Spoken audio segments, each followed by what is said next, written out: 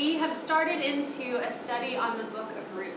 The first week we took a look at what all was going on in the Bible before the book of Ruth. The very beginning of the book of Ruth, it says, in the days when the judges ruled. So we wanted to take time to figure out what in the world that meant because it held significance to the rest of the book.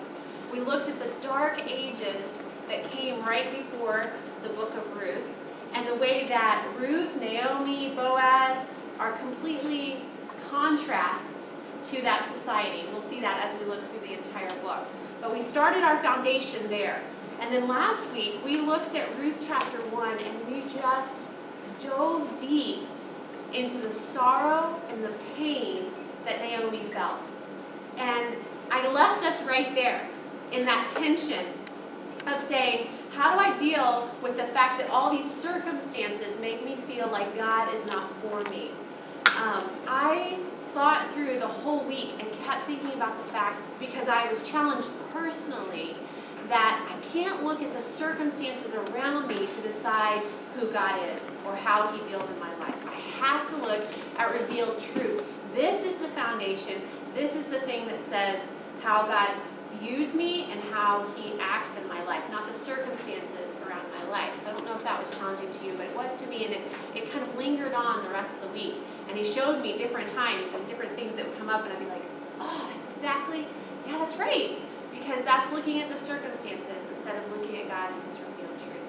So I called that lesson like a first look at Ruth, because we're going to take a look at that chapter again, and we're going to re-look at it with different eyes. But before we do that, we're going to do something important before we get to that. So that's actually next week, which you remember that you're not coming next week. It's Columbia's Day. I don't know what Columbia's Day is, but it's Columbus Day.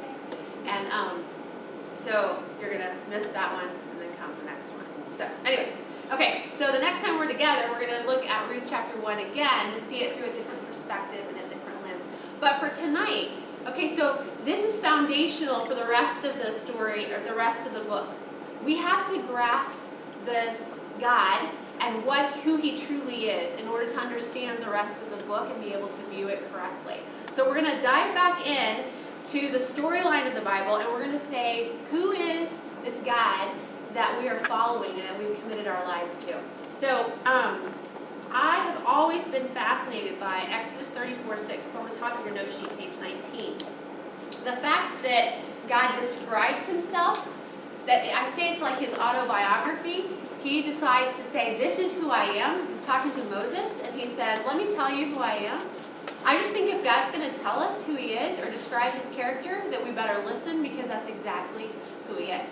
So Exodus 34:6, He says, the Lord, a God merciful and gracious, slow to anger, and abounding in steadfast love and faithfulness, keeping steadfast love for thousands. And He goes on from there. Beautiful passage, wonderful things that we could dive deep in. But what I want you to notice is the description of His steadfast love. We're going to try to wrap our minds around this concept, this steadfast love, which in the Hebrew is the word hesed. So next it says, let me introduce you to hesed, H-E-S-S-E-D. Let's all be good Hebrew students. You kind of got to get it in the back of your throat. I think, like I'm not an expert in this knowledge. Hesed. You know, kind of like with a little phlegm or something. You know? I'm kidding. I don't know. But anyway, so it's the Hebrew word hesed, which appears throughout the Old Testament. In fact, okay, so when you talk to like a Hebrew, because I actually talked to a Hebrew scholar about it, and they have a hard time translating it because there's just not the right English words to say this is what it truly, truly is. So this is my attempt. This is not like, these are just the words that I put down, some of the ideas of the things that I read. It's the steadfast, loyal, sure, costly, consistent, faithful, ever true, sacrificial love of the Lord. I heard somebody describe it as being rich in loyal love. It is love that is constant. It is love that is costly. It's not simple. It is sacrificial, and it's constant. Someone cares and has freely made it their business to look out for you. There's just a million different ways to describe this love. And God says, this is who I am. I have steadfast love for you. Not only for you, but for thousands after you. I show steadfast love. It's consistent. So let's take a look at this, because that word, hesed, is going to appear in Ruth, and we're going to be challenged by it in Ruth, but we're going to first lay a foundation, because, okay, we aren't Naomi and we aren't Ruth. We aren't in the middle of the story not knowing anything else. We come to the story with the full revelation of Scripture, with the knowledge of what's from Genesis to Revelation. And what happens past the book of Ruth on through to Revelation significantly impacts how we look at the book. So we're going to take a look at that so that we can see it differently. So back the other night when we talked about the storyline of the Bible, we talked about the fact that God made a promise. He gave 4 promises to Abraham. Anybody know what they are? Without looking.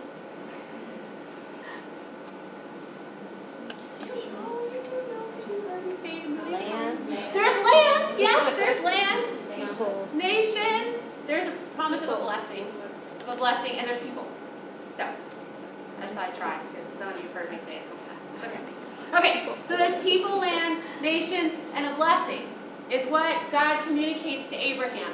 He says, I'm going to bring a blessing to the whole entire world, but before I get to that ultimate goal, I'm going to grant you people. There's going to be more people and descendants than outnumber the stars. There's going to be people. I'm going to give them a specific land that's just for them, and from those people in that land, I'm going to create a mighty nation. And my ultimate goal is the blessing that will bless the whole world. Okay, so God gave his 4 promises to Abraham: people, land, nation, and blessing. Before the book of Ruth, people and land have been fulfilled. Let me just show you quickly. Exodus chapter 1, if you want to go there. But I'm only going to be there briefly, so don't feel like you have to. Exodus 1, verse 7. This is right after they've come out of... No, stop. Sorry. This is when they've gone into Egypt, and they've lived there, and Joseph has died off, and a Pharaoh has risen up who doesn't even know who Joseph is. So a generation has gone by.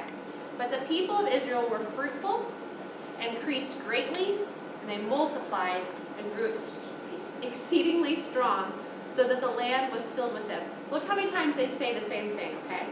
The people of Israel were fruitful, and increased greatly, and multiplied, and grew exceedingly strong. All within one verse, 4 different times, just to make sure that you got it. Fruitful, multiplied, greatly increased, exceedingly strong. That the land was, filled with them. You could count that one. 5, you could count filled with them. Okay, so do you get the point? There's a lot of people, all right? So here you have all these people in Egypt, and it's like, woohoo, God has answered his promise. We have a people. This is so awesome. Oh, but we're in slavery. That's really sad. Like, God's like, okay, I have fulfilled. I have been steadfast. I have been faithful. I've granted this promise, but it's not the ultimate promise, right? It wasn't in and of itself, people. So then you get the whole taking them out of the land, and you get the 10 Commandments and walking across the Red Sea and the 40 years of wandering and the desert. And then they finally get, when you get to the book of Joshua, they get to go into the land. And the whole book of Joshua, they're conquering the land, and they're actually coming to the point that they have the land. Look at Joshua 23.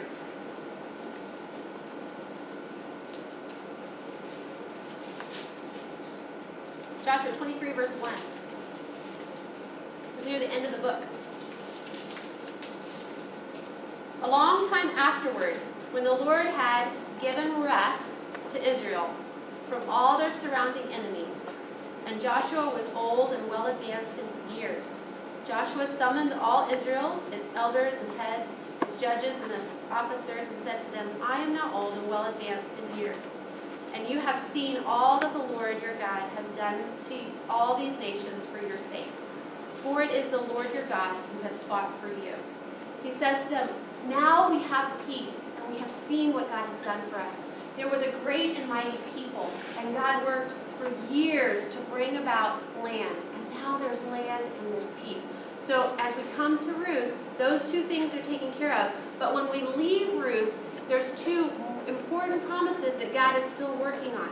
So leave the book of Ruth at the end, and you head into this whole other time period. So after they've conquered the land, they have the judges, and they have those cycles where everybody's doing what's right in their own eyes. And you have Ruth come into that time. But within that time period, God begins to build up more and more judges. And you have Samuel, who's a different judge than all the others because he ruled all of his life and he ruled over all of the tribes. So here's these two faithful individuals, Ruth and Samuel, in this dark time where it doesn't look like what the nation should be doing. And from this passage in Joshua, if we read further, let me read it for you.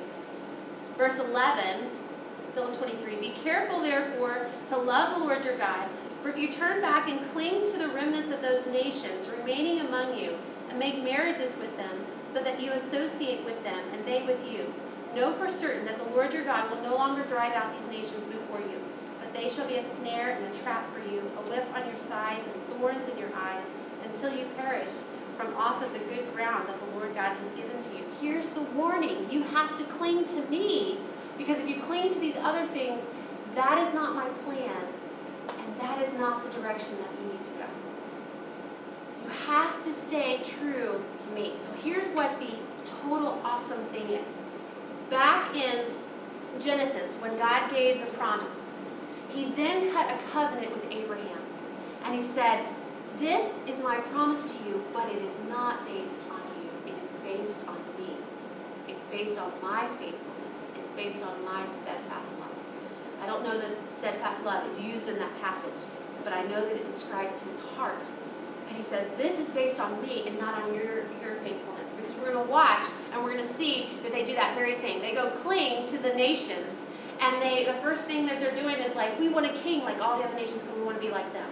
And God's just like, no. I am your king. I'm your king. You're going to be set apart. You're going to be different from all the nations. You don't need a king. No, we really want a king. But if you get a king, he's going to tax you and he's going to take your people and make them fight. No, we really want a king because they have a king and it's really super cool and he wears really cool outfits and he has like this really big crown and he's awesome. I don't think I said that, but it sounds funny. But there's this king over there, and we think that we should be like that nation who has a king, and that nation who has a king, and that nation who has a king, and we don't want to be without a king. So they say, we want a king. So God says, okay, Samuel, give them a king. They have rejected me. So Samuel makes the first king, King Saul. There's 3 kings. You can describe these 3 kings like this. Saul had absolutely no heart for God.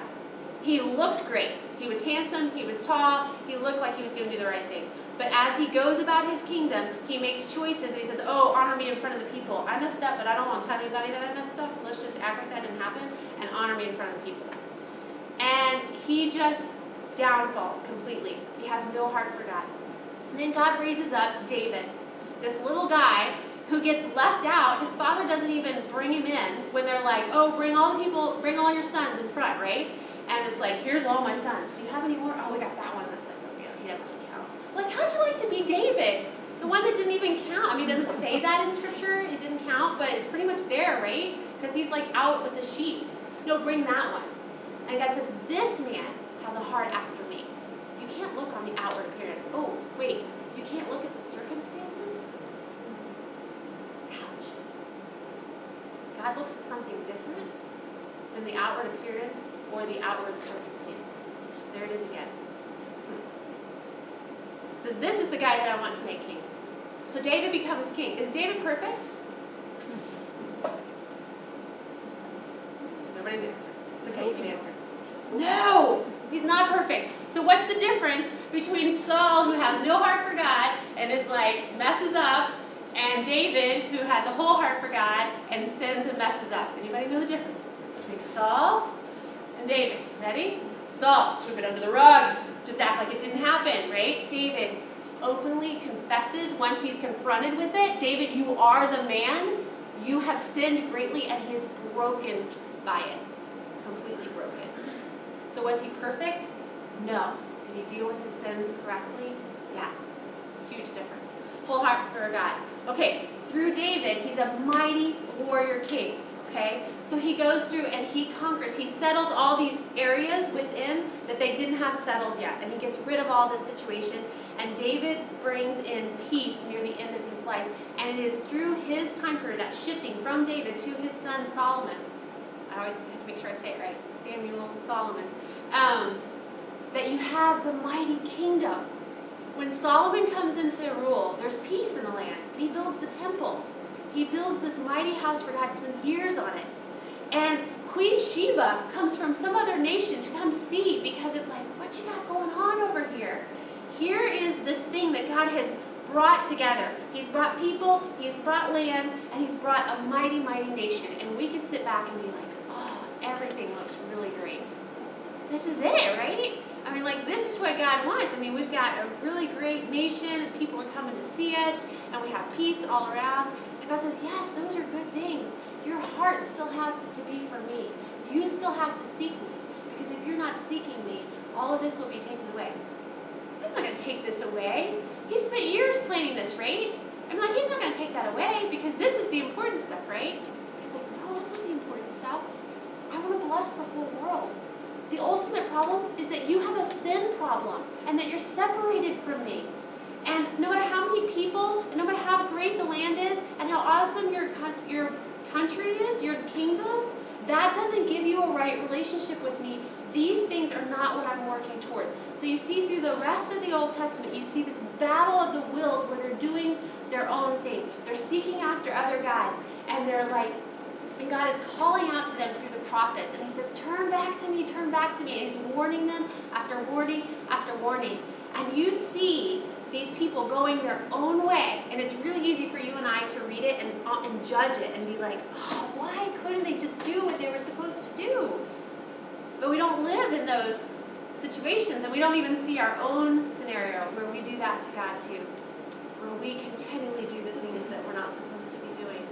And God says, I made a promise, and I'm going to bring it about, not because of how you have acted, not because you're righteous and you do things right, but because I am merciful and faithful, and I have steadfast love. I have hesed love that is loyal and consistent and faithful and costly, and I'm not giving up.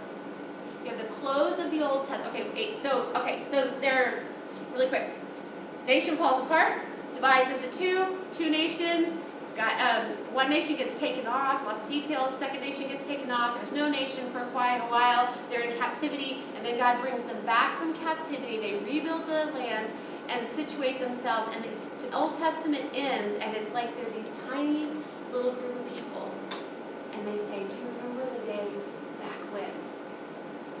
And they're wounded people, in my opinion, because they've gone through a lot. And God says, I still have a plan. And between the Old and the New Testament, okay, do this. Do me a favor. Find your page.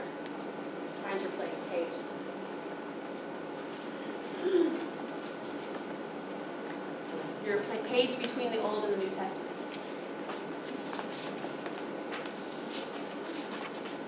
Oh my goodness, the digital Bible does not have one. Number 752 reason why not to have it. I'm kidding. I have a digital Bible. Okay. This is deceptive. This looks like nothing's going on, doesn't it? It's a blank page. There's nothing there. How many years between the Old and the New Testament? How many Bible scholars? Anybody more? Yay! 400. This represents 400 years, and God did absolutely nothing. No, that's not true. He didn't say anything. There's no revealed words, but there is a lot of important things that happened from the close of the Old Testament and the beginning of the New Testament. 400 years worth of history that was extremely vital. Let me give you a couple of things. If you like taking notes, you might want to put it on that sheet, but you don't have to if you don't want to write it down. First of all, he creates a language that's known throughout the entire kingdom, the Greek language. When we end the Old Testament, we do not have the Greeks in control. Persians are in control, I think. I have to double check that. Assyria, Persians. So after that time period, you have the Greeks come up into control, and everybody wants to be Greek. So they all learn to speak Greek. And it is a common language throughout the whole place. You and I can't really grasp that completely because a lot of people speak English. We go to these other countries, and almost everybody speaks English. I always feel really guilty because I know no other languages. I only know English. I just feel like that's sad. I should know some other language. Okay, back to the point. So they all speak Greek. There's a common language that God can work through that. Secondly, there is a country that comes into control, which is Rome. Rome brings peace throughout, which allows for great travel. there's peace throughout with Rome, and they built roads. It's like they ran out of things to conquer, so they just built a whole bunch of roads. That's not really, I don't know if that's exactly how it worked, but it sounds good. But they built a whole bunch of roads. So why does that matter, maybe? Why does it matter they have a whole bunch of roads? Because there's travel. And when the gospel comes out, it can go. There's a common language, there's peace, and there's roads everywhere. Okay, so I'm going to say, other last important one. While they were taken into captivity, when they couldn't go down to the temple and worship, they created synagogues. When you close the Old Testament, there's no reference to synagogues. When you open the New Testament, there is. What in the world are these things? Synagogues were where they would gather together when they couldn't get to Jerusalem to be able to worship. When they have, it's like this little group of Jews. Here's a group of Jews, here's a group of Jews, and here's a group of Jews. Do you see that when the good news comes, they can use the common language and the roads and the peace and visit all of these places to be able to spread the news of the promise that's coming. Lots more that happens within these 400 years, but those are just some of those things. It says in Galatians, at the fullness of time, when it was just right, God sent his Son. And we have Matthew, Mark, Luke, and John. 4 different pictures of what he did in this world. 4 different flavors. I spent the summer with several of you reading through those 4 Gospels. It was awesome to see Jesus in different lights from 4 different authors. Some of the things repeated over and over again. While he lived his life, he proved himself to be different than anybody else because he was sinless. And he said, I am the Son of God. I have no sin. He showed through his words and through his works that he was the Son of God. He showed through his teaching, where they said he teaches as one with authority. He showed through his miracles, raising people from the dead, saving people from demons, rising people that couldn't walk, healing a paralytic, go on and on and on. His words and his works showed him to be different. So here's the deal. Everybody was expecting him to be an earthly king. They don't like Rome. Get Rome out of here. We need to go back to the days of David. We need to have a mighty kingdom. God says, I have something better for you. I have something better for you than an earthly kingdom. Because of that jealousy and that strife, they accused him of things that weren't true. And they said, you have done things wrong and you are not the Messiah. And they worked within their power and authority to accuse him and to bring him to trial. And Jesus was sent to trial and convicted, or sentenced, not convicted, big difference, sentenced to death. Look at John chapter 19.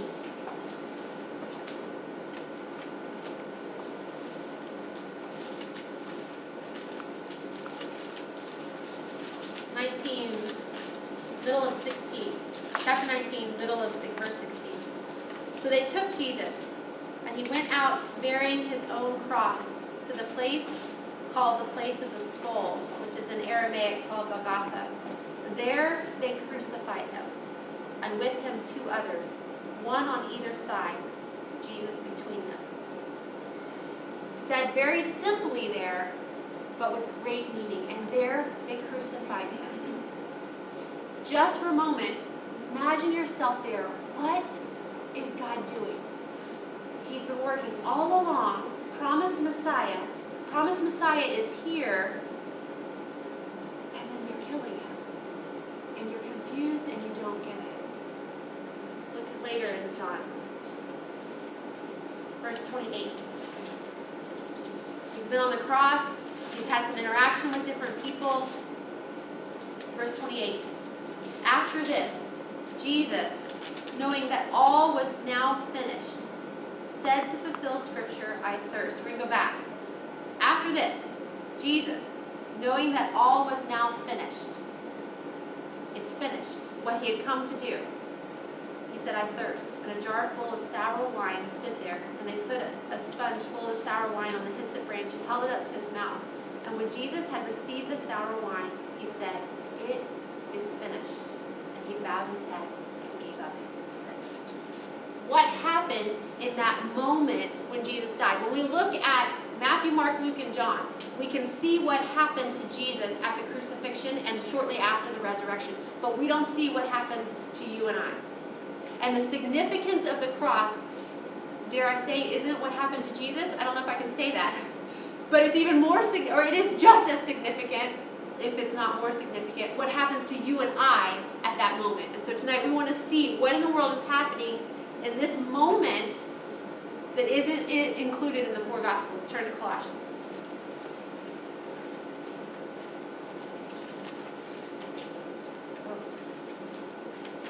Okay. Let me make sure I didn't miss anything. Okay, let me go back for just a second, and then we'll go to Colossians.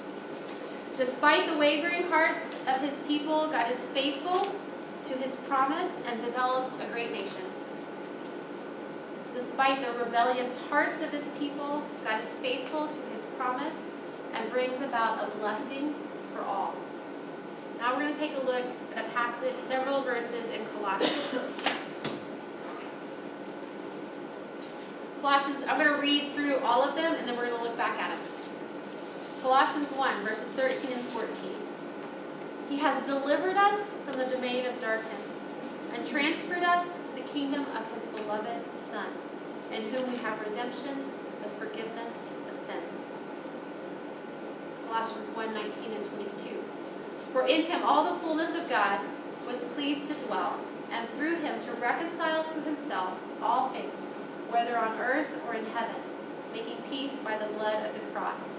And you who were once alienated and hostile in mind, doing evil deeds, he has now reconciled in the body of his flesh by his death, in order to present you holy and blameless and above reproach before him. Skip to verse 27. To them God chose to make known how great among the Gentiles are the riches of the glory of this mystery, which is Christ in you, the hope of glory.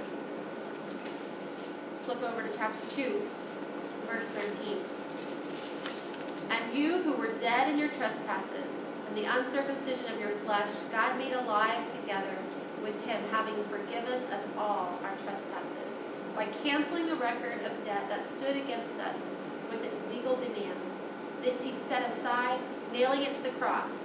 He disarmed the rulers and authorities and put them to shame by triumphing over them in him.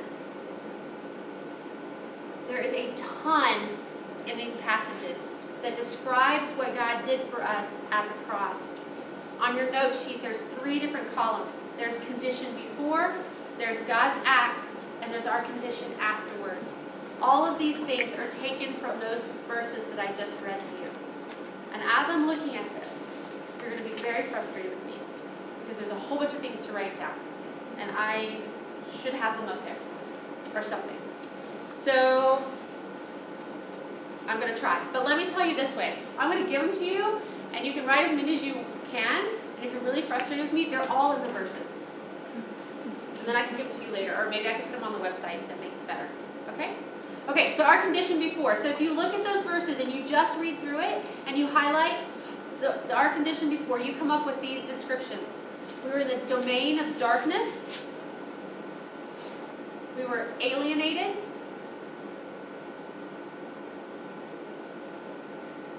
We were hostile in mind.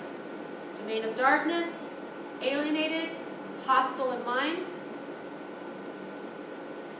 Evil deeds, dead. Record stood against me. Domain of darkness, alienated, hostile in mind, evil deeds, dead. Record stood against me, and legal demands. Do you hear all of that? It's like just this huge weight. This is the description of us before the cross. God's acts. You look back at those same verses and you look for the things that he did, and these are the descriptions of what he did. Delivered, transferred,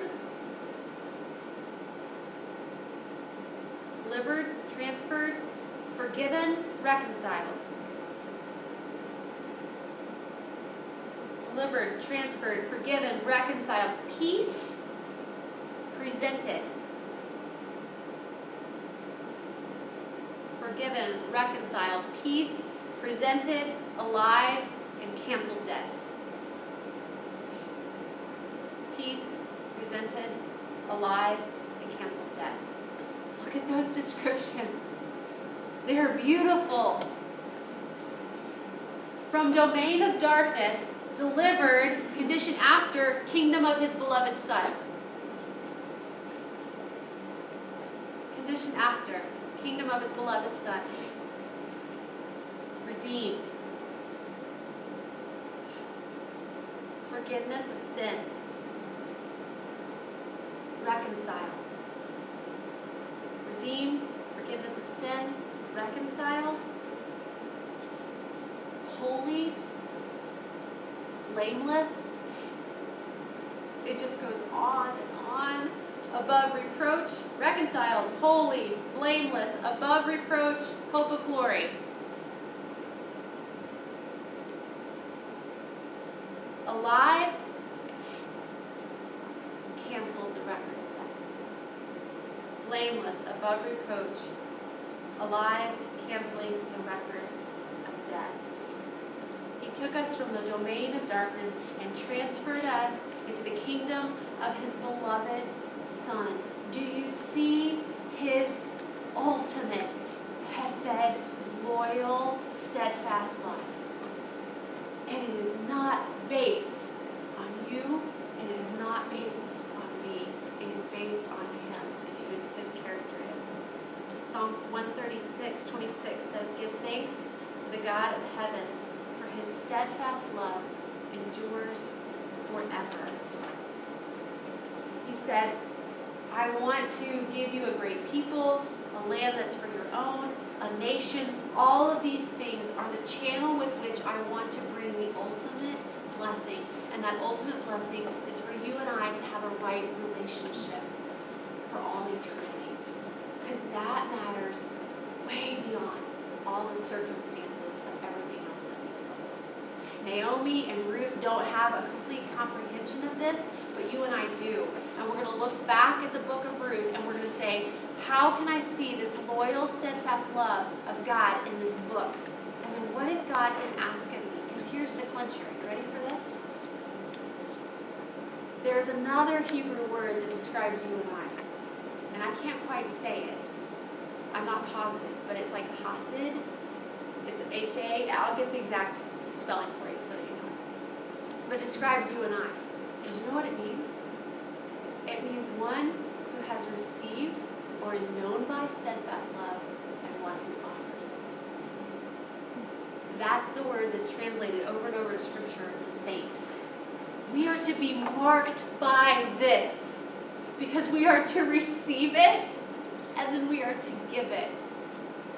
And that's huge and that's challenging. And I'll just say it again, it's huge and it's challenging. So our prayer is that as we study the book of Ruth, that we will be challenged deeply by God's steadfast love for us and what that means for us in our lives. I have 2 songs for us to close out, just in reflecting in God's goodness.